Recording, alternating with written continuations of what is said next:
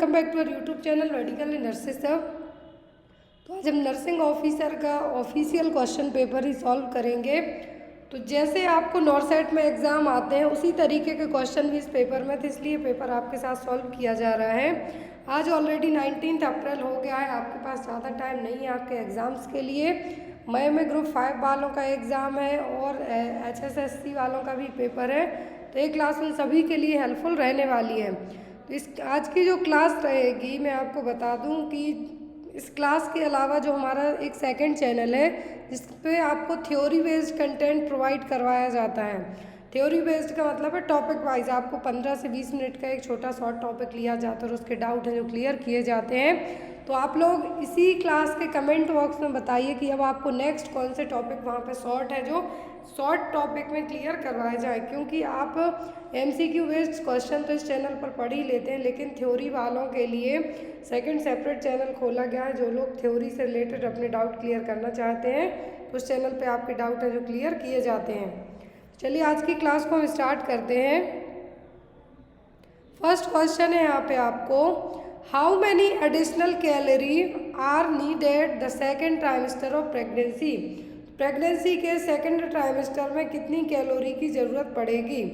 Option में है यहाँ पे no additional calorie required, 200 calories per day, 400 calories per day या फिर 600 calories per day.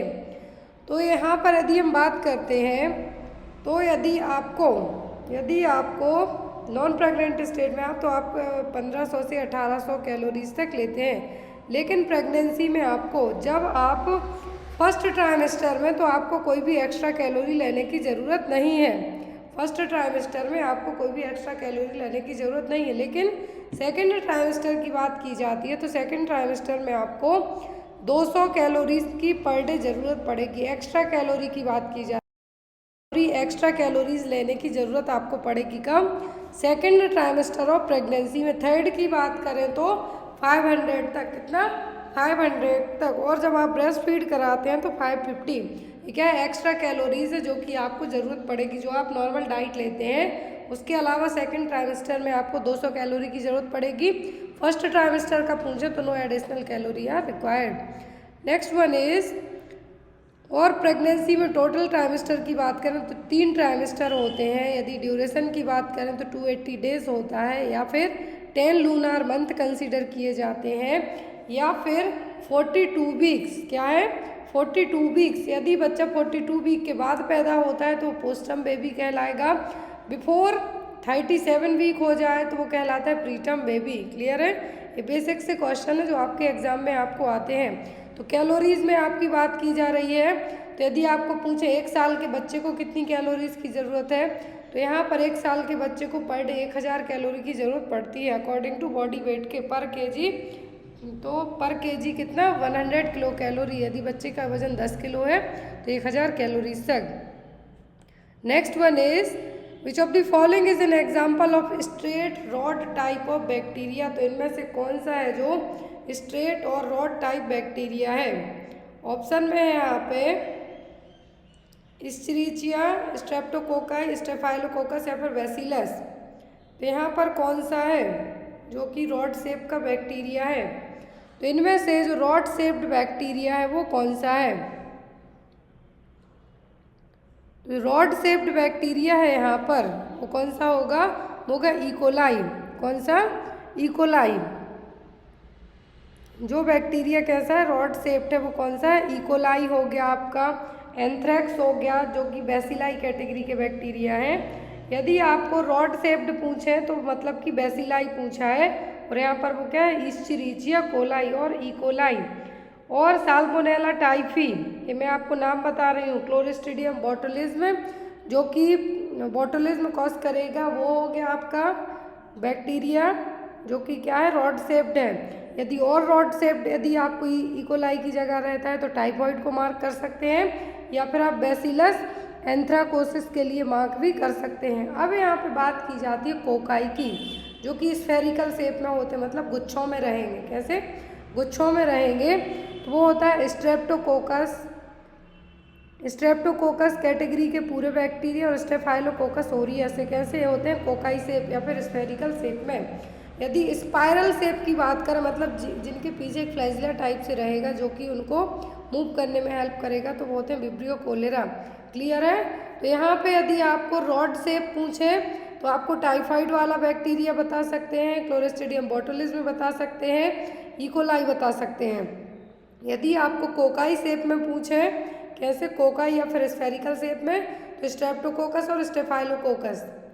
Next one is procainamide belongs to which classification of anti arrhythmic drug. तो यहाँ पर जो प्रोकैनामाइड है, क्या है? प्रोकैनामाइड ड्रग है, ये कौन सी क्लास की एंटी एरिथमेटिक ड्रग है?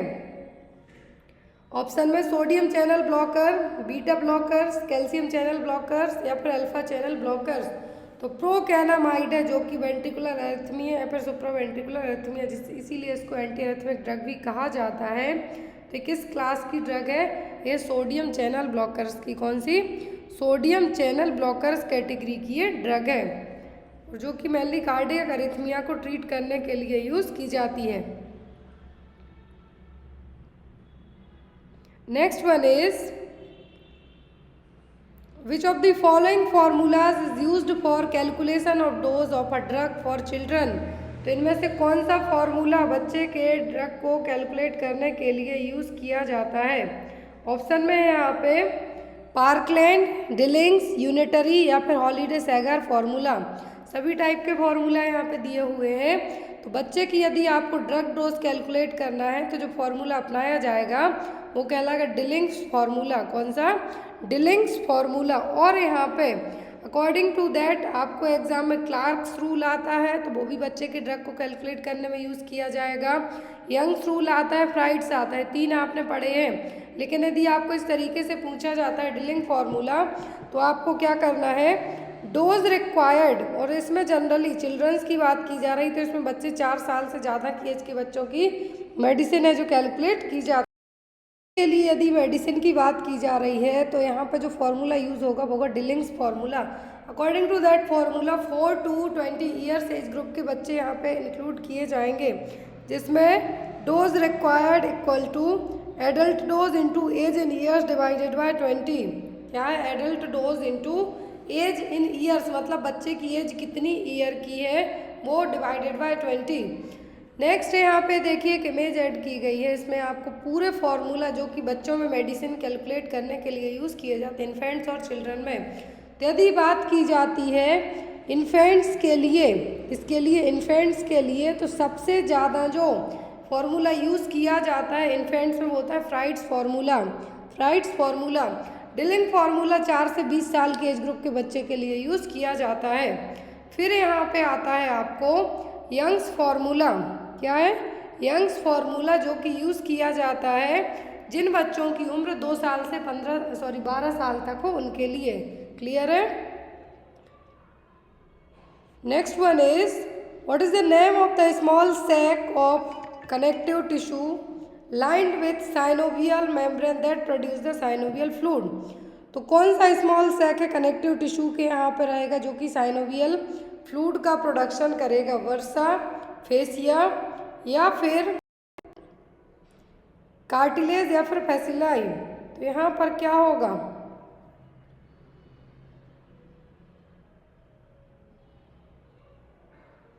तो यहाँ पर जो स्मॉल सैक है कनेक्टिव टिश्यू का बना हुआ है साइनोवियल मेम्ब्रेन के साथ में, जो कि साइनोवियल फ्लूइड का प्रोडक्शन करेगा, तो होगा क्या? वर्सा। क्या कहलाएगा? वर्सा। Next one is which of the following pathogens is implicated in the pathogenesis of stomach cancer. तो स्टमक कैंसर के लिए कौन सा पैथोजेनेसिस रिस्पॉन्सिबल होगा? H pylori, E coli, pseudomonas, streptococcus. तो कौन सा होगा जो कि स्टमक कैंसर के लिए, क्या होगा? स्टमक कैंसर के लिए रिस्पॉन्सिबल होगा। तो स्टमक कैंसर के लिए यदि पैथोजेंस की बात की जाती है तो वो होगा हेलिकोबैक्टर पाइलोरी। क्या होगा? एच पाइलोरी, क्योंकि यही पेप्टिक अल्सर को कॉज करेगा। यदि इतना ज़्यादा प्रोडक्शन होगा कि पेप्टिक अल्सर बार बार कई बार होगा तो स्टमक कैंसर होने के चांसेस भी बन जाएंगे। तो यदि कोई पैथोजन पूछे स्टमक कैंसर के लिए तो होगा H pylori. Next one is A rare condition characterized by excessive hydrochloric acid secretion is called। तो जो HCl है, क्या है, एक अम्ल है, एसिड है। तो यदि HCl का प्रोडक्शन ज़्यादा, सीक्रेशन ज़्यादा हो जाता है तब हम इसको क्या कहेंगे, Zollinger Ellison syndrome, Down syndrome, Marjolin ulcer या फिर टीज-जैसर सिंड्रोम। क्या इस पॉइंट्स के लिए हम कहेंगे जब HCl का सीक्रेशन ज़्यादा होगा तो ये कंडीशन कहलाएगी आपकी जोलिंगर एलिसन सिंड्रोम। क्या होगी, जोलिंगर एलिसन सिंड्रोम। यहाँ पर एक टर्म ही आपको पूछ सकते हैं, जोलिंगर एलिसन सिंड्रोम, मतलब आपकी बॉडी में जब ज़्यादा HCl का प्रोडक्शन होने लगेगा तब ये टर्म यूज़ किया जाएगा। Next is the surface of the kidney is covered with a thin smooth layer of fibrous membrane called. तो किडनी की जो कवरिंग है, जो कि थिन है, स्मूथ लेयर है, फाइब्रस मेम्ब्रेन की सरफेस है। किडनी की मतलब हम एक तरीके से कह सकते हैं कवरिंग किससे बनी हुई होगी, या फिर वो मेम्ब्रेन क्या कहलाएगी, हाइलम, कॉर्टेक्स, कैप्सूल या फिर मेड्यूला। तो किडनी की जो सरफेस है, कवर रहेगी, किससे बनी हुई होती है, वो कहलाती है कैप्सूल। क्या है, कैप्सूल। कॉर्टेक्स और मेडुला इसके पार्ट है, लेकिन कैप्सूल जो क्या है यहाँ पे कवरिंग है किडनी के लिए। Next one is the nasopharynx is lined by. तो नेजोफेरिंग्स की लाइनिंग है जो किस टाइप के टिश्यू से बनेगी, pseudostratified ciliated columnar epithelium, ciliated squamous epithelium, stratified non ciliated columnar epithelium या फिर सिंपल कॉलुमनर एपिथेलियम। तो जो नेजोफेरिंग्स है इसकी लाइनिंग किससे बनी हुई होगी, तो जो नेजोफेरिंग्स है इसकी लाइनिंग बनी होती है pseudo stratified ciliated columnar epithelium से। इससे pseudo stratified ciliated columnar epithelium से। नेक्स्ट है यहाँ पे question, how much of the cardiac output flows to both kidney. दोनों किडनी में कार्डियक आउटपुट कितनी होती है, 3 to 5%, 15 to 18%, 20 to 25% या फिर 26 to 30%। अब यहाँ पे आपको कार्डियक आउटपुट किसी भी ऑर्गन के लिए पूछी जा सकती है, किसी भी ऑर्गन के लिए पूछी जा सकती है। तो यहाँ पर यदि किडनी की बात की जाती है तो किडनी में होती है 20 to 25% तक। कितनी, 20 to 25% तक। और स्किन की बात करें तो 6%, लीवर में होगा 6%, GIT ट्रैक्ट में 21% होगा। तो यहाँ पे आपको किसी भी ऑर्गन के लिए पूछ सकते हैं, इसलिए आपको सभी ऑर्गन्स में कितना कार्डियक आउटपुट है ब्लड फ्लो के लिए वो आपको याद रखना है। किडनी का पूछा है तो स्पेसिफिक 22 होता है, 22 होता है, बट एज एन ऑप्शन की हम बात करते हैं तो होगा 20 to 25%। Next one is the chief cells of the stomach release which of the following substance. तो जो चीफ सेल्स होती हैं स्टमक में क्या रिलीज करेंगी, पेप्सिन, हाइड्रोक्लोराइड एसिड, म्यूसिन या फिर इंट्रिंसिक फैक्टर्स। तो स्टमक में जो चीफ सेल्स हैं ये क्या रिलीज करेंगी, तो स्टमक की जो चीफ सेल्स हैं रिलीज करेंगी क्या, पेप्सिन। क्या है, पेप्सिन, जो कि एक एंजाइम है।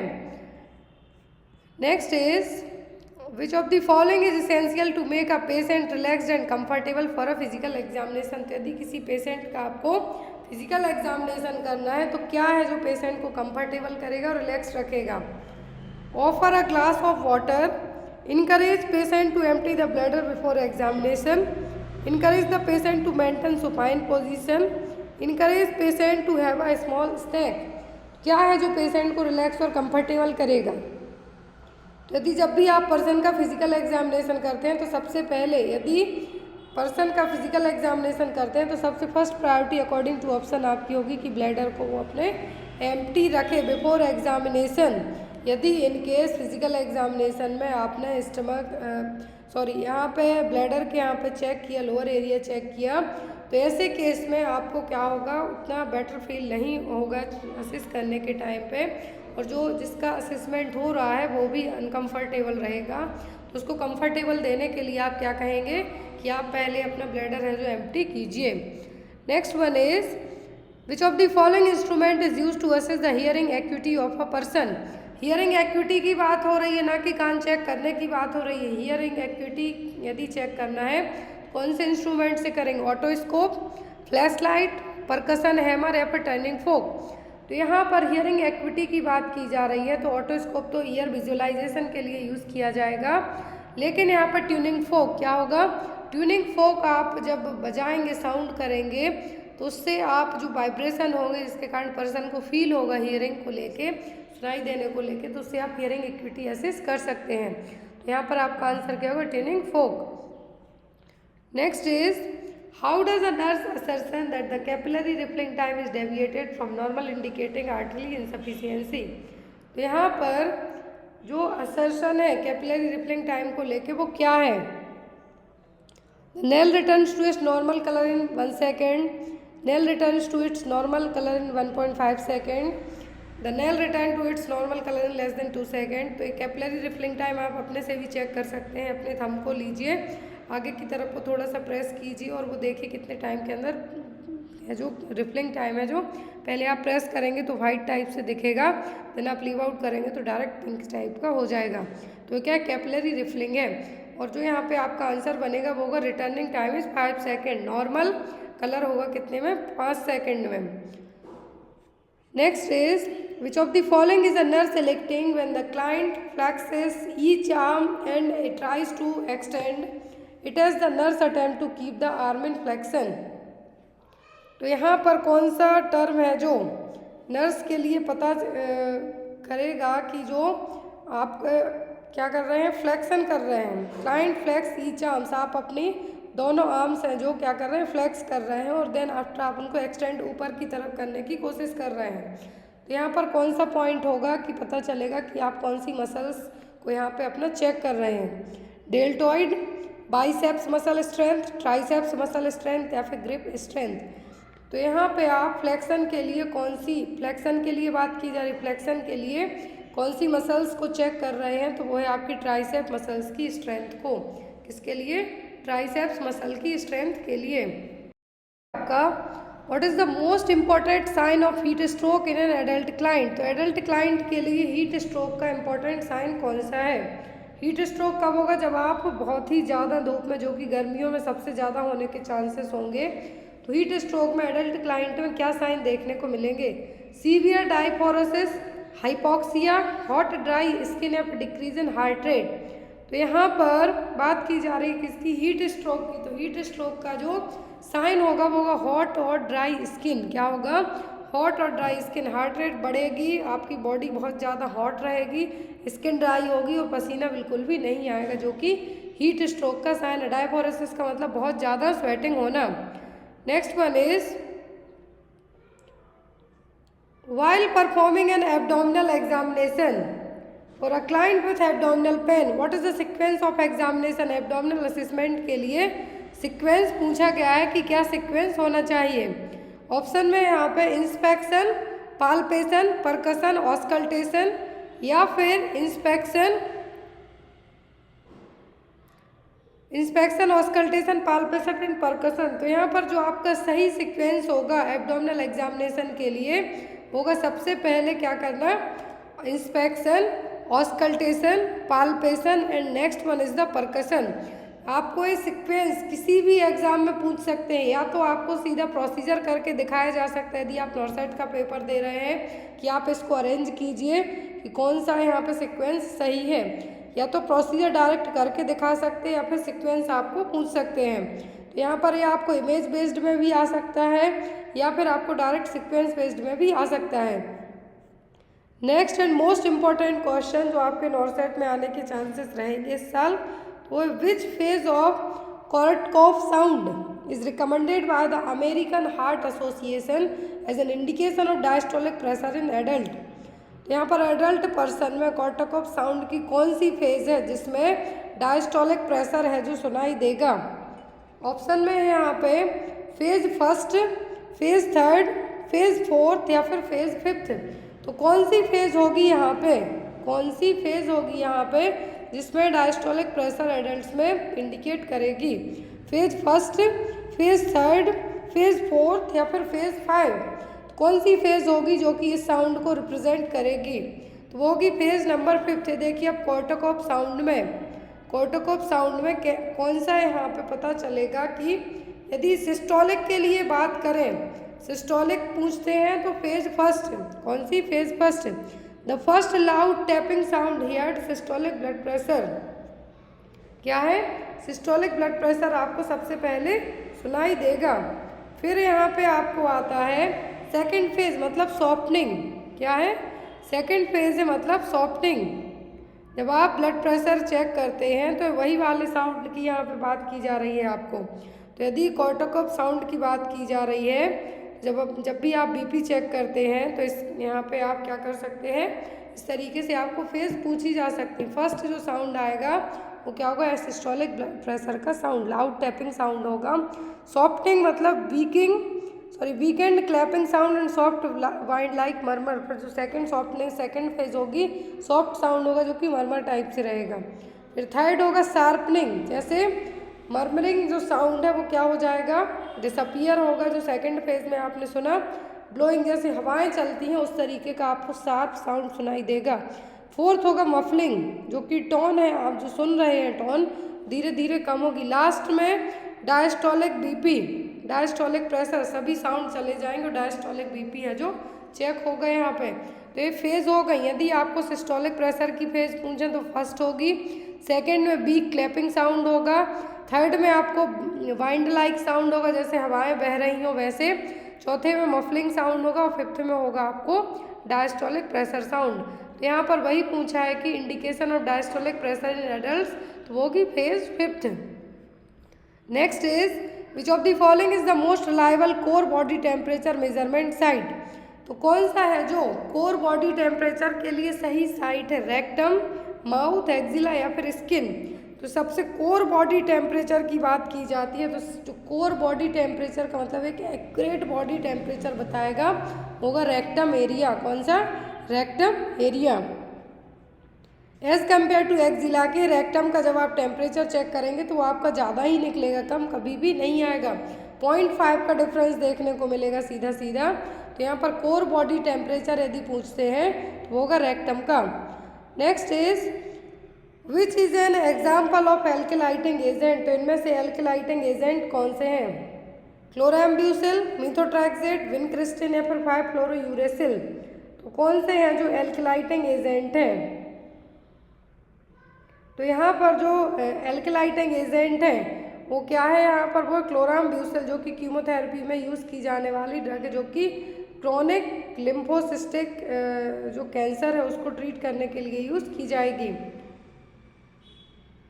ल्यूकेमिया को, हॉकिंग लिम्फोमा को या फिर जो अदर नॉन हॉकिंग लिम्फोमा है इसको ट्रीट करने के लिए ड्रग यूज़ की जाएगी। बाय माउथ है जो इसको दिया जाता है। क्लोराम्ब्यूसिल क्या है? एल्केलाइटिंग एजेंट है। Next is which of the following condition should the nurse consider is contraindication for administering thrombolytic therapy. कौन से केस में आप थ्रोम्बोलाइटिक थेरेपी है जो एडमिनिस्टर नहीं करेंगे? ऑप्शन में है यहाँ पे present pregnancy, upper respiratory tract infection, left ventricular clot या फिर चेस्ट पेन। कौन से केस में थ्रोम्बोलाइटिक थेरेपी नहीं दी जाएगी? चेस्ट पेन में दी जाती है कि कोई क्लॉट वगैरह है तो इसको ट्रीट किया जा सके, जो ब्लड क्लॉट है उसको डिस्ट्रॉय किया जा सके, ब्लड फ्लो को प्रॉपर किया जा सके। लेफ्ट वेंट्रिकुलर क्लॉट में भी दी जाएगी। अपर रेस्पिरेटरी ट्रैक्ट में भी यदि कुछ इस तरीके से आपको क्लॉट वगैरह कुछ भी वेसल्स में देखने को मिलता है तो उसमें भी दी जा सकती है। लेकिन प्रेगनेंसी में आप थ्रोम्बोलाइटिक थेरेपी नहीं दे सकते हैं। प्रेगनेंसी में थ्रोम्बोलाइटिक थेरेपी आप नहीं दे सकते हैं। तो यहाँ पे आपका आंसर होगा प्रेजेंट प्रेगनेंसी।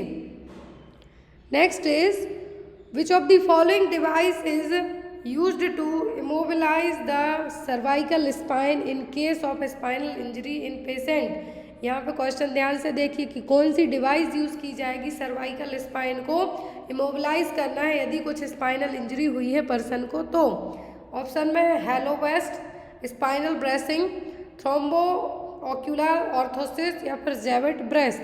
कौन सी डिवाइस यूज़ की जाएगी कि सर्वाइकल स्पाइन में इंजरी है लेकिन स्पाइनल इंजरी के कारण सर्वाइकल स्पाइन क्या है मोबिलाइज करनी है आपको स्पाइनल इंजरी के कारण, तो आप देंगे हेलो बेस्ट। यहाँ पे जो चारों ऑप्शन है चारों की इमेज दी हुई है, तो ये जो इमेज दिख रही है क्या है हेलो बेस्ट, जो कि आपको लास्ट टाइम आई थिंक 2021 के नॉरसेट में 2020 के नॉरसेट एग्जाम में डिवाइस है जो आपको आई थी। तो जो डिवाइस यहाँ पे दिख रही है कौन सी हेलो बेस्ट। स्पाइनल ब्रेसिंग इस तरीके से रहेगा कि स्पाइनल कॉर्ड को पूरा इमोबिलाइज करना है आपको, तो ये होगी स्पाइनल ब्रेसिंग। फिर आता है थ्रोम्बोऑक्यूलर, तो यहाँ पर इस तरीके से होगी, और लास्ट में जावेट, तो वो इस तरीके से रहेगा। Next one is inflammation of the brain parenchyma is generally termed as, तो ब्रेन पैरेंचिया में यदि इन्फ्लामेशन है तो कौन सा टर्म यूज़ किया जाएगा? माइलाइटिस, मेनिंजाइटिस, एंसेफेलाइटिस या फिर कॉर्डाइटिस। तो ब्रेन पैरेंचिया में यदि इन्फ्लामेशन है तो होगा एंसेफेलाइटिस। क्या है? एंसेफेलाइटिस। मेनिंजाइटिस तो कवरिंग होगी जो ब्रेन स्पाइनल कॉर्ड की, वो होगी। Next one is an injection calcium gluconate is administered as a first line agent in which of the following condition. Calcium gluconate है जो यहाँ पर किस केस में दिया जाएगा? फर्स्ट लाइन ड्रग होगी हाइपोकैलेमिया में, हाइपरकैलेमिया में, हाइपोनेट्रेमिया में कि हाइपरनेट्रेमिया में। तो कौन से केस में आप है जो क्या देंगे? कैल्शियम ग्लूकानेट देंगे। तो जब आपकी बॉडी में पोटेशियम का लेवल ज़्यादा हो जाएगा, मतलब पोटेशियम टॉक्सिसिटी है, तब कैल्शियम ग्लूकानेट है जो एज एन एंटीडोट के तौर पे दिया जाएगा। याद रखें, हाइपरकैलेमिया का मतलब है आपके ब्लड में पोटेशियम का लेवल बढ़ जाना, और उसी को कम करने के लिए कैल्शियम ग्लूकानेट है जो दिया जाएगा। Next one is which of the following is not a sign of tumour lysis syndrome in oncological emergency. तो ऑन्कोलॉजिकल इमरजेंसी में ट्यूमर लाइसिस सिंड्रोम का जो साइन है वो कौन सा नहीं है? ऑप्शन में है हाइपरकैलेमिया, हाइपर यूरिसेमिया, हाइपर फॉस्फेटेमिया या फिर हाइपर कैल्सेमिया। तो यहाँ पर ट्यूमर लाइसिस सिंड्रोम एक ऐसी कंडीशन है, सिंड्रोम का मतलब बहुत सारे ग्रुप में आ जाना, तो मेटाबॉलिक एबनॉर्मलिटीज़ होंगी। क्या होंगी? मेटाबॉलिक एबनॉर्मलिटीज़ देखने को मिलेंगी। तो यहाँ पर हाइपर कैलेमिया होगा, हाइपर फॉस्फेटेमिया होगा, हाइपोकैल्सेमिया होगा और हाइपर यूरिसीमिया होगा। क्या होगा? हाइपर यूरिसीमिया होगा, और जो ब्लड यूरिया नाइट्रोजन लेवल है वो भी बहुत ज़्यादा चला जाएगा। तो ट्यूमर लाइसिस सिंड्रोम के क्या है? साइन है, लेकिन हाइपर कैल्सेमिया नहीं होगा, हाइपोकैल्सेमिया होगा, ना कि हाइपर कैल्सेमिया। ट्यूमर लाइसिस सिंड्रोम में जो क्लासिकल 4 साइन कंसीडर किए जाते हैं, एक तो ये क्या है? मेटाबॉलिक एबनॉर्मलिटीज़ है। अब यहाँ पे ट्यूमर लाइसिस सिंड्रोम में हाइपर कैलेमिया होगा, आपका हाई ब्लड पोटेशियम लेवल होगा, हाई फॉस्फेट लेवल होगा, लो कैल्शियम लेवल होगा, और high blood uric acid level होगा, हाई BUN लेवल होगा, लेकिन यहाँ पे आपका हाइपर कैल्सेमिया नहीं होगा। क्लियर?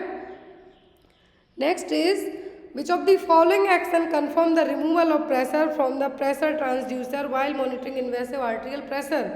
तो जब आप इन्वेसिव आर्टेरियल प्रेशर चेक करते हैं तो कौन सा एक्शन कन्फर्म करेगा कि जो ट्रांसड्यूसर आपको रिमूव करना है?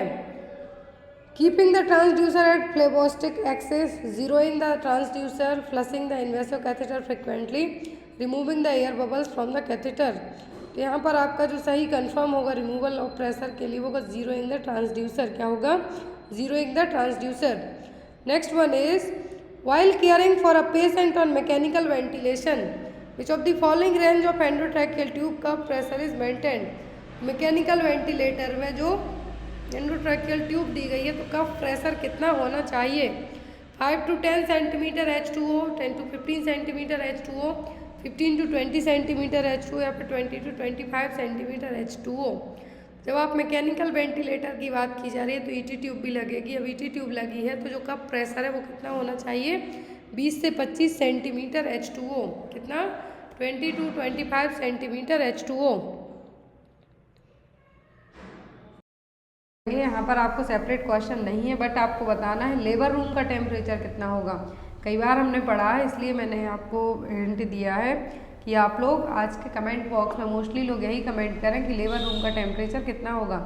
न्यूबॉर्न रिससिटेशन रूम का टेम्परेचर कितना होना चाहिए? 25 से 28 डिग्री सेल्सियस, क्योंकि हम बेबी को हाइपोथर्मिया से प्रिवेंट कर सकते हैं यदि एक जो आइडियल टेम्परेचर रेंज दी हुई है वो इसके according.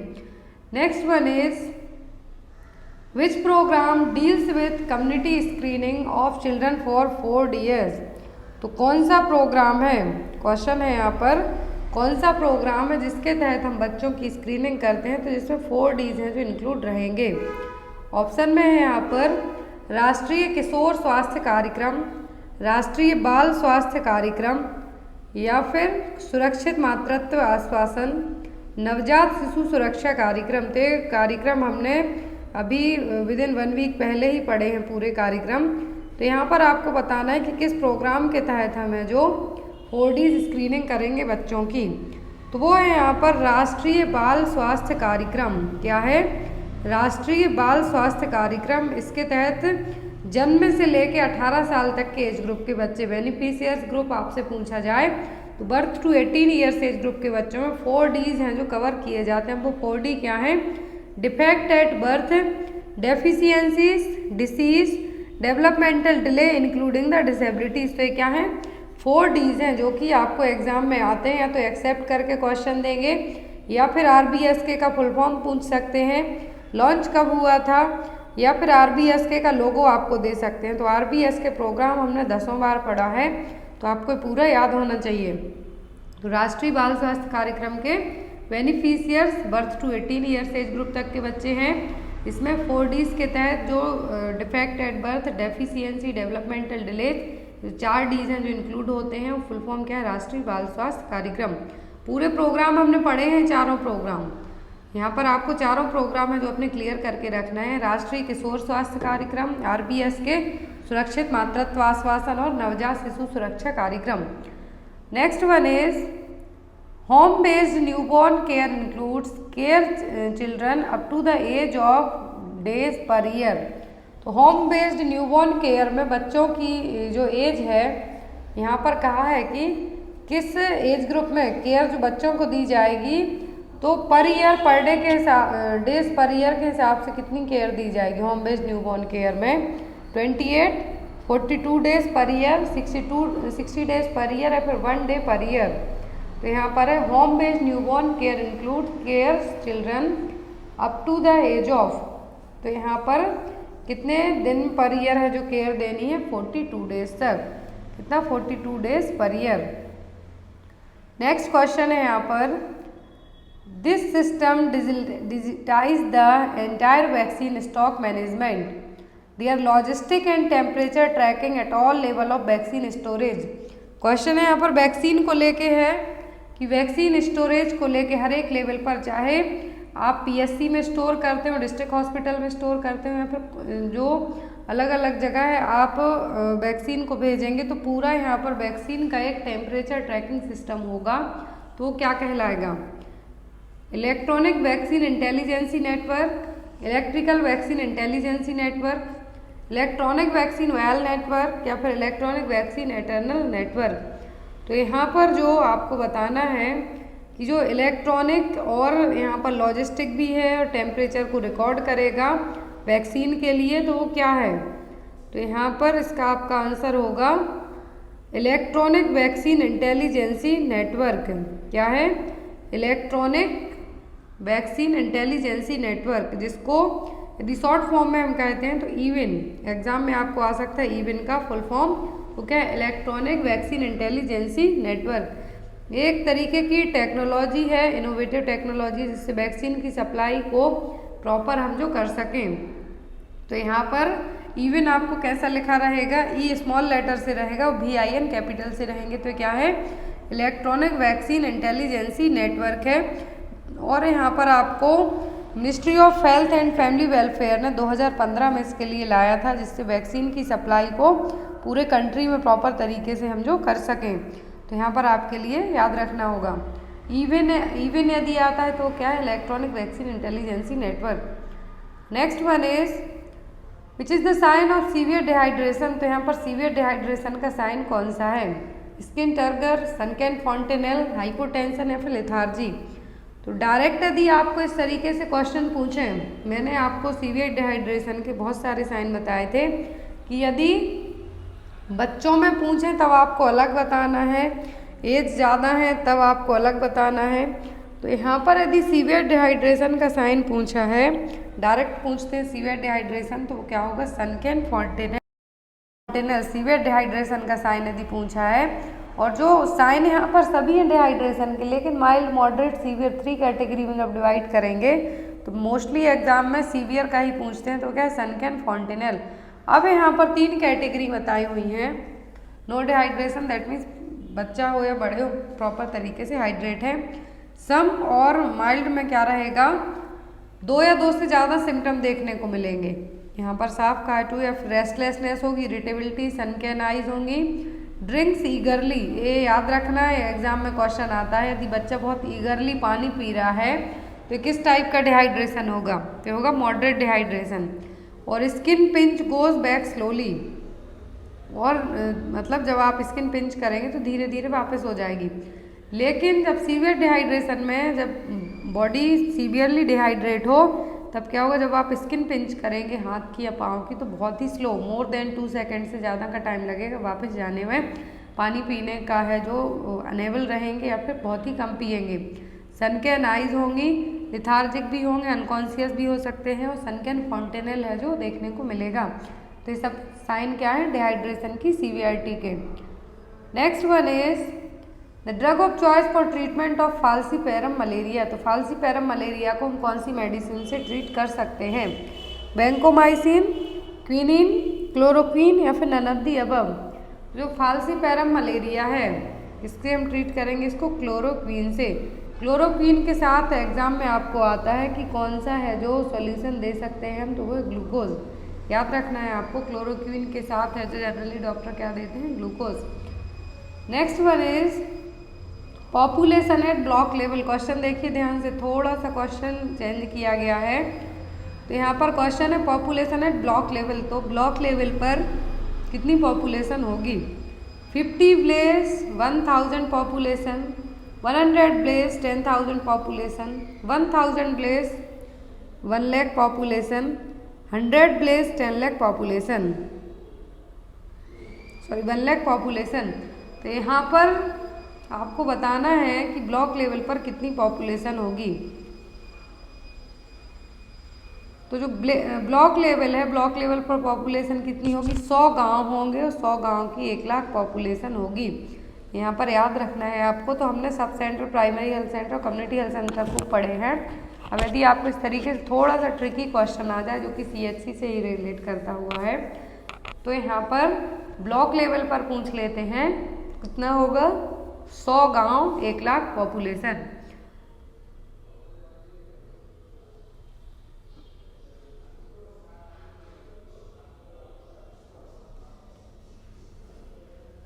Next one is the pressure and duration set in autoclave for sterilization is. Sterilization में ऑटोक्लेविंग के लिए कितना प्रेशर और ड्यूरेशन सेट किया जाता है। 15 LB for 30 minute, 10 LB for 5 minute, 5 LB and 30 minute, 20 LB for 2 our.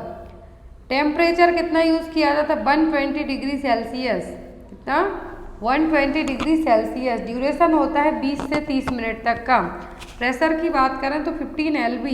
तो यहाँ पर आप किसको मार्क करेंगे, ऑप्शन नंबर ए को, 15 LB फॉर 30 मिनट। और ये स्टरलाइजेशन में डिपेंड करेगा ऑटोक्लेव में कि कौन सा आइटम आप स्टरलाइज कर रहे हैं।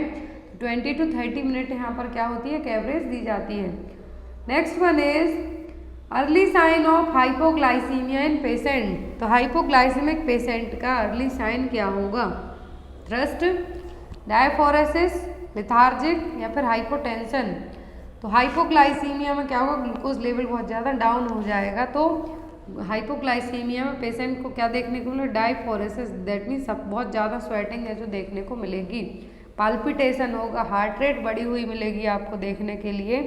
ट्रिमर्स होगा, हंगर के, भूख के कारण भी कभी कभी हाइपोग्लाइसीमिक हेडेक होगा, नर्वसनेस होगी जब आप खाना खा लेते हैं। जिनको हाइपोग्लाइसीमिया नहीं है, दैट मीन्स जब है कि जब आपने खाया पिया नहीं, एनर्जेटिक नहीं है, तब आपको ये देखने को मिलेगा। लेकिन यदि आपको ये ब्लड शुगर लेवल आपका लो होता है, तब यहाँ पर फर्स्ट साइन देखने को मिलेगा, वो क्या होगा, डायफोरेसिस, स्वेटिंग होगी। लेट में तो यदि आपको पहले से रहा है और आपने इतना केयर नहीं किया, दैट मीन्स आपको पता है कि आप हाइपोग्लाइसेमिक हैं। यदि आप अपना ग्लूकोज लेवल मेंटेन करके नहीं चलते हैं, बार बार यही चीज़ होगी, तो साइन होंगे आपको confusion, irritation, staggering of walk, visual disturbance भी होगा, फेंट होगा, सीजर्स आ सकते हैं, कोमा में भी जा सकते हैं। ठीक है, लेट साइन है। लेकिन अर्ली साइन में तो पाल्पिटेशन, डायफोरेसिस देखने को मिलेगा। Next one is human development index does not include, एक क्वेश्चन एग्जाम में आया था अभी रिसेंट में, ह्यूमन डेवलपमेंट इंडेक्स में क्या इंक्लूड नहीं है? Adult literacy rate, life expectancy at age 1, real GDP per capita, mean year of schooling. तो जो HDI इंडेक्स है इसमें क्या इंक्लूड नहीं है? तो वो एडल्ट लिटरेसी रेट। क्या है? Adult literacy rate. अब इसके जो ह्यूमन डेवलपमेंट इंडेक्स के जो 3 डायमेंशन है HDI के, वो क्या हैं? Standard of living, education and health, their relationship with public social spending, जो कि हमें 2030 तक जो सस्टेनेबल डेवलपमेंट गोल रखा गया है 2030 तक हमें अचीव करना है। तो यहाँ पर HDI इंडेक्स में क्या इंक्लूड? लाइफ एक्सपेक्टेंसी इंक्लूड है, real GDP per capita include है, mean year of schooling education भी इंक्लूड है, लेकिन एडल्ट लिटरेसी रेट यहाँ पर इंक्लूड नहीं है। Next one is which vaccine is use to prevent the diarrhoea, कौन सी वैक्सीन डायरिया को प्रिवेंट करने के लिए दी जाती है? रोटा वायरस, OPV, DPT या फिर ऑल ऑफ दी अबव। तो डायरिया को प्रिवेंट करने के लिए जो वैक्सीन दी जाती है वो सबको पता है, वो रोटा वायरस वैक्सीन। कौन सी है? रोटा वायरस वैक्सीन, जो कि 6, 10 और 14 वीक्स में दी जाती है। जब DPT पेंटावैलेंट वैक्सीन दी जाती है, 1.5 महीने की वैक्सीन इसको हम कहें बच्चों में, उसी के साथ में ओरल रूट से भी दी जाती है। तो ओरल रूट से दी जाती है डायरिया को प्रिवेंट करने के लिए। ड्यूरेशन कब रहता है? 6 वीक, 10 वीक और 14 वीक्स। एवरी वैक्सीन के डोज में 4 वीक का गैप दिया जाता है। 6, 10, 14 वीक में दी जाती है यदि ड्यूरेशन पूछें। ओरल दी जाती है, 5 ड्रॉप इसकी दी जाती हैं। कितनी? 5 ड्रॉप है जो दी जाती हैं। Next one is the type of pelvis, only oral route से 2 वैक्सीन दी जाती हैं, OPV और rota virus vaccine. Next one is the type of pelvis that has a long Oval brim in which anterior posterior diameter is longer than the transverse diameter is called. तो pelvis की यहाँ पर पूरी character बता दिए हैं कि इस तरीके की है, आपको नाम बताना है कि ये कौन सी पेल्विस है। पेल्विस क्या है? लॉन्ग है, Oval brim, anterior posterior diameter longer and transverse diameter से। तो कौन सी पेल्विस है? गायनेकॉइड, एंड्रॉइड, एंथ्रोपॉइड या फिर प्लेटिप्लॉइड। तो कौन सी पेल्विस है? Anterior posterior diameter longer than transverse diameter है, ब्रिम कैसी है? ओवल शेप में है। तो ये क्या है? Anthropoid pelvis. ये रही यहाँ पर। तो यहाँ पर कौन सी पेल्विस है? एंथ्रोपॉइड पेल्विस, जो कि जनरली मेल्स में रहेगी, लेकिन यदि आपको एग्जाम में जरूरी नहीं एंथ्रोपॉइड पूछे, प्लेटोप्लॉइड पूछ लें, तो इनलेट आपको कैसी बताई जाएगी? ट्रांसवर्स ओवल, जो कि बहुत रेयर होती है। इसमें फिर आता है गायनेकॉइड, जो कि मोस्ट फेवरेबल आइडियल पेल्विस मानी जाती है वेजाइनल डिलीवरी के लिए। इसकी इनलेट ब्रिम कैसी होती है? राउंडेड शेप रहेगी। फिर आता है एंथ्रोपॉइड, जो कि 25% होगी, ओवल शेप इनलेट होगी, स्लाइटली नैरो होगी, और यहाँ पर जो फेस टू प्यूबिस डिलीवरी होगी इसमें देखने को मिलेगा, जिसमें रोटेशन है जो कॉमन रहेगा। 4 टाइप की पेल्विस होती हैं, इनकी आपको इनलेट याद रखना है जो आपको एग्जाम में आ सकते हैं। राउंडेड किसका है? गायनेकॉइड का, ओवल शेप एंथ्रोपॉइड का, एंड्रॉइड का ट्रायंगुलर और हार्ट शेप याद रख सकते हैं आप। ट्रांसवर्सली ओवल किसका है? प्लेटिप्लॉइड का। Next one is after delivery the umbilical cord is clamped and cut. Delivery के बाद अम्बिलिकल कॉर्ड को क्लैम्प किया जाता है, फिर कट किया जाता है। On examining the number of vessels that should be present in the umbilical cord is. तो अम्बिलिकल कॉर्ड को पहले क्या किया जाता है? क्लैम्प। यदि आपसे ड्यूरेशन पूछें तो अर्ली होता है, एक होता है डिले। अर्ली क्लैम्प कब किया जाता है? जब या तो माँ के लिए RH आइसो इम्यूनाइजेशन की प्रॉब्लम हो, HIV मदर हो, जिससे मदर की जो डिसीज है बच्चे को ट्रांसफ़र ना हो पाए, तो उसमें अर्ली करेंगे। डिले करने का क्या फ़ायदा रहेगा कि बच्चे को जो पूरा कॉर्ड में ब्लड है वो चला जाएगा, तो एनीमिया से हम प्रिवेंट कर सकते हैं। पल्सेशन स्टॉप हो जाए तभी हमें कॉर्ड को कट करना होगा। तो इसके सब क्या है? बेसिक पॉइंट्स हैं जो आपको एग्जाम में आते हैं। तो यहाँ पर जब आप अम्बिलिकल कॉर्ड को क्लैम्प कट करेंगे तो कितनी आर्टरी और कितनी वेन रहेंगी, या फिर कितनी वेसल्स होंगी? 2 artery 1 when, 1 artery 2 when, 2 arteries 2 veins, या फिर 1 आर्टरी 1 वेन। तो जब आप अम्बिलिकल कॉर्ड को कट करते हैं, क्लैम्प करके कट करेंगे, कितनी रहेंगी? 2 आर्टरी 1 वेन है जो प्रेजेंट रहेगी। Next is painless non rhythmic uterine contraction that are easily palpated from about 12 week of gestation is called. तो पेनलेस है, नॉन रिदमिक यूट्राइन कॉन्ट्रैक्शन है जो कि 12 वीक की जेस्टेशन में आपको पाल्पेट होने लगेंगे, फील होने लगेंगे। तो क्या है? Labour, false labour, Braxton Hicks contraction या फिर क्विकनिंग। तो 12 वीक का जेस्टेशन है तो क्विकनिंग तो नहीं होगी, जो मदर के फर्स्ट फीटल मूवमेंट फील करेगी। तो क्विकनिंग कब होती है? 16 to 20 वीक में। अब यहाँ पर क्विकनिंग का ऑप्शन आपका वो हो जाता है। फिर आता है फॉल्स लेबर पेन। तो फॉल्स लेबर पेन 12 वीक में नहीं आएंगे, नहीं लेबर पेन 12 वीक में आएंगे। तो यहाँ पर आपका जो आंसर होगा वो क्या होगा? Braxton Hicks contraction. क्या है? ब्रैक्सटन हिक्स कॉन्ट्रैक्शन, जो कि 12 वीक की प्रेगनेंसी से ही आपको फील होने लगेंगे, क्योंकि पेनलेस है, दर्द नहीं होगा। इन्हें फॉल्स लेबर पेन में जो पेन होगा उसमें दर्द होगा। तो क्या है? पेनलेस है, नॉन रिदमिक कॉन्ट्रैक्शन है, क्योंकि 12 वीक के जेस्टेशन से ही फील हो रहे हैं। तो क्या कहलाएंगे? Braxton Hicks contraction. अब यहाँ पर क्विकनिंग है। तो क्विकनिंग क्या है? फर्स्ट फीटल मूवमेंट जो माँ को फील होगा वो है जनरली जो 16 to 20 वीक में फील होने लगता है। Next one is which plan divides the human body or organ into superior and inferior portion. Question exam में आया है कई बार, स्पेशली जीएमसी एग्जाम्स में। कौन सा प्लान है ह्यूमन बॉडी का सुपीरियर और इंफीरियर, अपर और लोअर पार्ट में डिवाइड करेगा? फ्रंटल, सेजाइटल, मिड लाइन या फिर ट्रांसवर्स। तो ह्यूमन बॉडी को जो प्लान डिवाइड किए गए हैं वो यहाँ पे बताएंगे। तो यहाँ पर सुपीरियर मीन्स अपर पार्ट और इंफीरियर मीन्स लोअर पार्ट को कौन सा प्लेन है जो डिवाइड करेगा? डिवाइड करेगा सुपीरियर मीन्स अपर पार्ट और इंफीरियर मीन्स डाउन पार्ट में। तो वो क्या है? Transverse plane.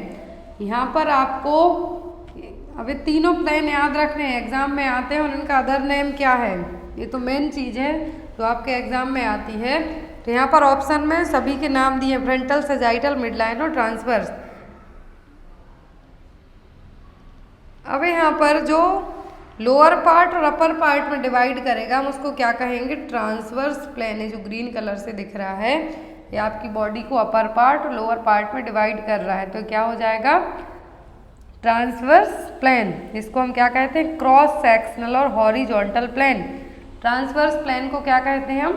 क्रॉस सेक्शनल और हॉरिजॉन्टल प्लेन। फिर आता है फ्रंटल, जो कि एंटीरियर और पोस्टीरियर। अभी हमने पढ़ा सुपीरियर इंफीरियर को किस में डिवाइड किया? ट्रांसवर्स, क्रॉस सेक्शनल और हॉरिजॉन्टल प्लेन ने, तीन नाम एक ही चीज़ के हैं। फिर आता है फ्रंटल और कोरोनल, डिवाइड्स द बॉडी और an organ into front means front side और बैक साइड। फ्रंट और बैक मीन एंटीरियर और पोस्टीरियर पोर्शन में जो डिवाइड करेगा वो क्या कहलाएगा? फ्रंटल और कोरोनल प्लेन। फिर आता है ऑब्लिक, जो कि दो अदर प्लेन को अलग अलग टाइप में डिवाइड करेगा। ये देखिए जैसे लेग के यहाँ पर दिखाया गया है, some combination of two other planes, अलग दो चीज़ों का एक जो कॉम्बिनेशन है वो क्या कहलाएगा? Oblique plane. Generally main 3 type के होते हैं, फ्रंटल, ट्रांसवर्स और ऑब्लिक।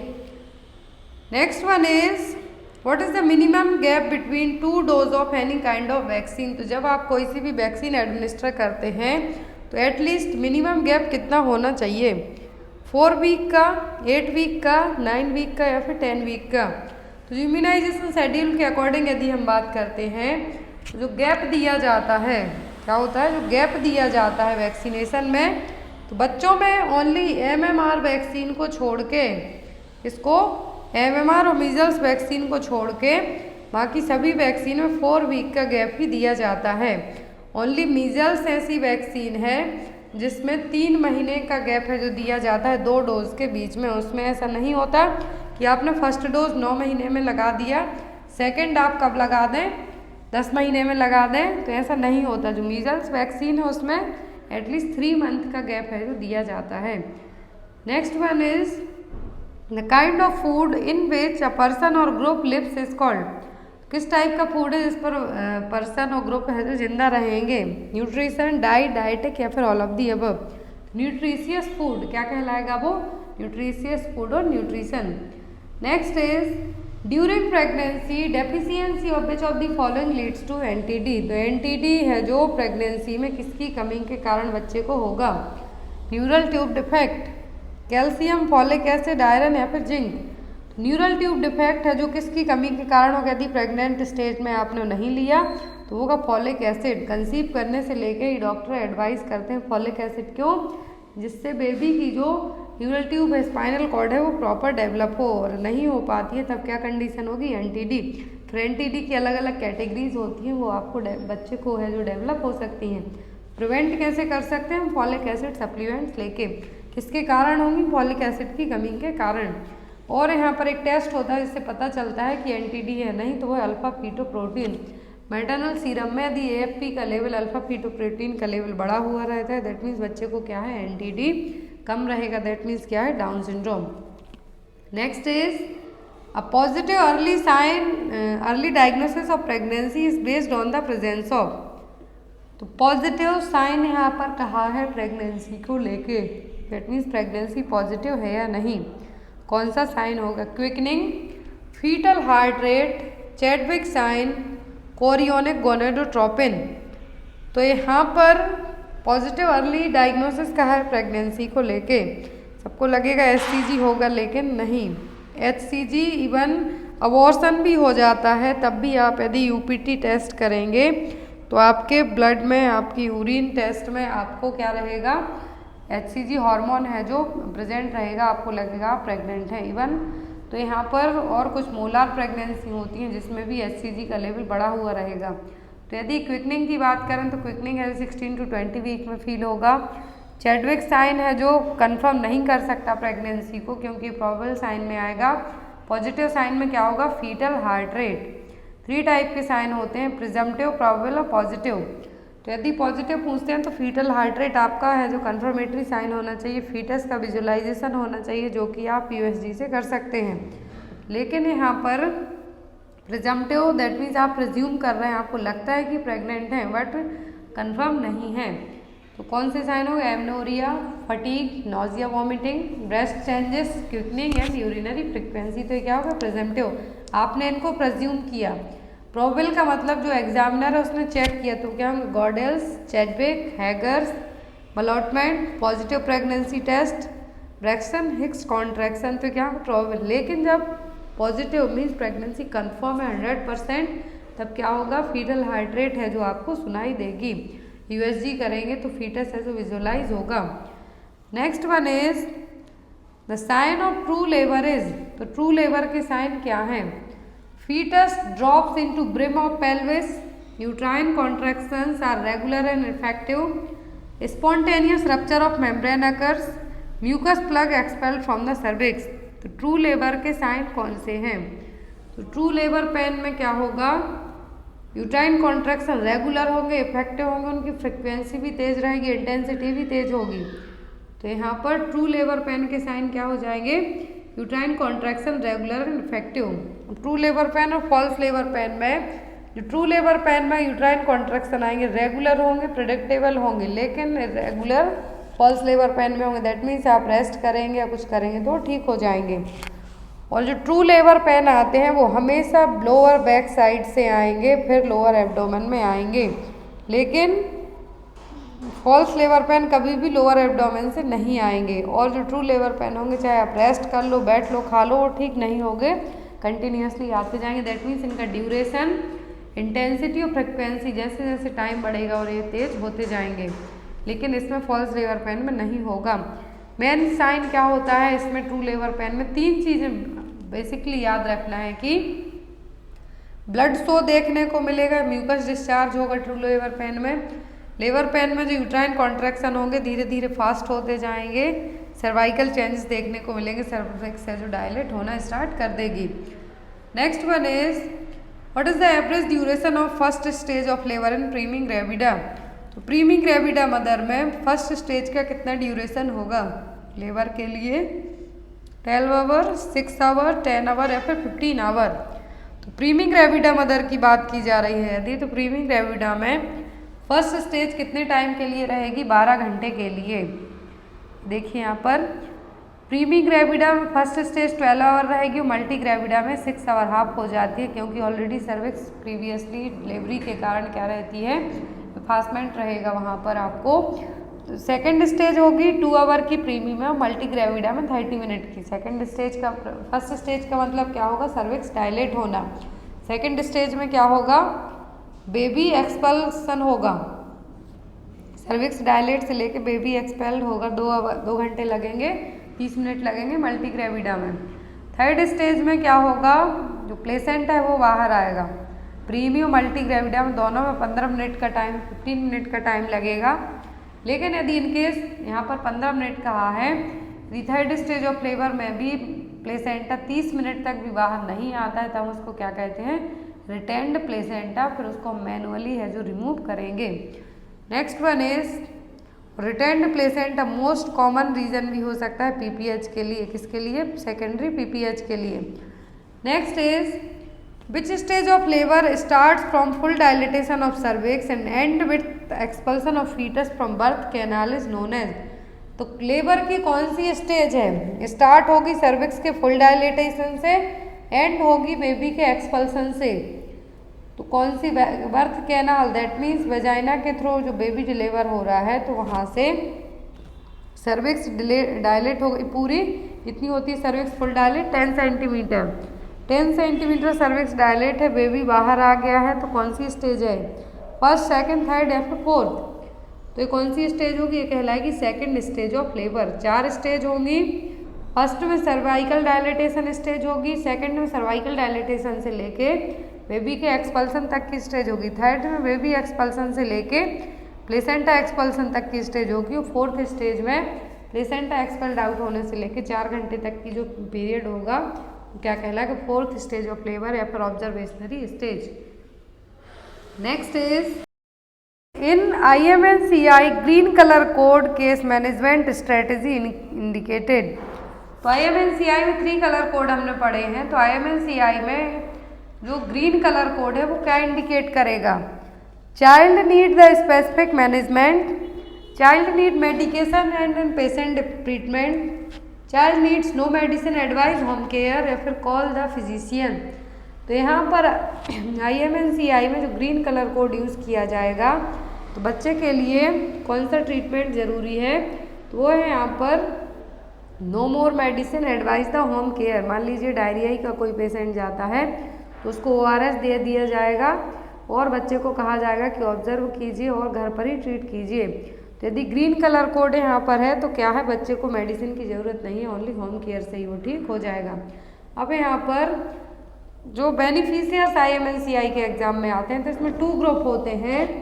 फर्स्ट होता है infant age from birth up to 2 month. क्या है, 2 ग्रुप होंगे, अलग अलग हैं दोनों, कि बच्चे बर्थ से लेके 2 महीने की एज ग्रुप तक के बच्चे, और दूसरा ग्रुप होगा सेपरेट सिक चिल्ड्रन को मैनेज करने का ग्रुप होगा, वो क्या होगा, 2 महीने से लेके 5 ईयर तक के बच्चे। तो यहाँ पर जो चार्ट है डिसाइड करेगा एज अपॉन द, बच्चे की एज पर डिपेंड करेगा कि बच्चे की एज क्या है। तो यहाँ पर इन्फेंट जो कि बर्थ से लेके 2 महीने तक के हैं, और दूसरे हैं 2 महीने से 5 साल तक की एज ग्रुप के। तो यहाँ पर IMNCI में 3 कलर कोड यूज़ किए जाएंगे, ग्रीन, पिंक, येलो। ग्रीन की बात होती है तो इसमें होम केयर से ही बच्चे ठीक हो जाएंगे। OPD में बच्चों को कुछ इन्फेक्शन है या फिर कुछ और प्रॉब्लम है तो येलो में। जब बच्चा बहुत ज़्यादा सीरियस है, रेफरल की ज़रूरत होती है, तब किस में आएगा, पिंक में।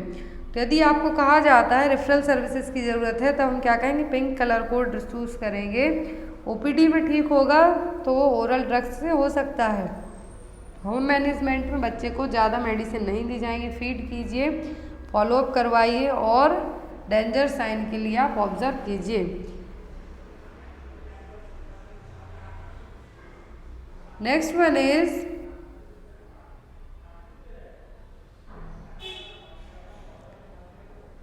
Parental polio vaccine is also known as. Parental का मतलब होगा इंजेक्टेबल पोलियो वैक्सीन के लिए, और हम क्या कहेंगे, 7 साल पेंटावेलेंट या फिर नन ऑफ दी अबव। तो पेरेंटल के लिए क्या कहेंगे, इंजेक्टेबल के लिए साल्क वैक्सीन, क्योंकि ये साइंटिस्ट साल्क ने इसकी डिस्कवरी की थी। OPV को हम क्या कहेंगे, 7 vaccine. Next one is which of the following drug is administered sublingually for the management of angina pectoris. यदि एंजाइना पेक्टोरिस का मरीज है तो कौन सी मेडिसिन देंगे? वारफ्रिन, नाइट्रोग्लिसरीन, एंटेनोलॉल या फिर एस्प्रिन। तो एंजाइना पेक्टोरिस में सबलिंगुअली एक ही मेडिसिन दी जाती है, वो होती है नाइट्रोग्लिसरीन। क्या दी जाती है? अंडर द टंग क्या दिया जाता है? Nitroglycerin. Next one is what are the 6 killer disease against which immunization provide protection. तो कौन सी हैं जो 6 किलर डिसीज हैं? एग्जाम में आपको आ सकती हैं। 6 किलर डिसीज सभी हैं, किसी एक को छोड़कर, या फिर कौन सी हैं? Polio, diphtheria, pertussis, tetanus, TB, measles. Second में measles, mumps, rubella, TB, polio, hepatitis B, diphtheria, pertussis, tetanus, polio and meningitis, या फिर the none of the above. तो जो यहाँ पर 6 किलर डिसीज हैं जिनके अगेंस्ट इम्यूनाइजेशन करवाया जाता है उनको प्रोटेक्ट करने के लिए, वो है यहाँ पर polio, DPT, TB and measles. DPT का मतलब है यहाँ पर diphtheria, pertussis, tetanus, TB, measles हैं। पोलियो क्या है? 6 किलर डिसीज हैं। WHO ने जो यहाँ पर और यूनिवर्सल चाइल्डहुड इम्यूनाइजेशन में लाई गई थी वो क्या थी? 6 डिसीज थी। Next one is the thick yellow milk secreted by mother just after the 2 days of delivery is known as. Delivery के तुरंत बाद ब्रेस्ट से मेमरी ग्लैंड से थिक येलो कलर का फ्लूइड डिस्चार्ज होगा, वो क्या कहलाएगा? Colostrum, hind milk, transitional milk या फिर लेन्यूगो। तो जो आफ्टर द डिलीवरी क्या है? थिक कलर का येलो मिल्क निकलेगा, वो क्या कहलाता है? Colostrum. Next is which hormone is responsible for milk production. तो मिल्क को प्रोड्यूस करने के लिए कौन सा हार्मोन रिस्पॉन्सिबल होगा? प्रोलैक्टिन, ऑक्सीटोसिन, थायरॉक्सिन या फिर प्रोजेस्टेरोन। चारों हार्मोन अपना अलग अलग काम करेंगे। तो प्रोलैक्टिन क्या करेगा? मिल्क को प्रोड्यूस करेगा। ऑक्सीटोसिन क्या करेगा? जो मिल्क प्रोड्यूस किया गया प्रोलैक्टिन हार्मोन के थ्रू मेमरी ग्लैंड में, उसको बाहर निकालने का काम कौन करेगा? ऑक्सीटोसिन। तो जब बेबी सक करेगा तो वहाँ पर लेट डाउन रिफ्लेक्स काम करेगा, तो उसके लिए भी कौन सा हार्मोन रिस्पॉन्सिबल है? ऑक्सीटोसिन। थायरॉक्सिन थायराइड ग्लैंड के फंक्शनिंग में हेल्प करेगा।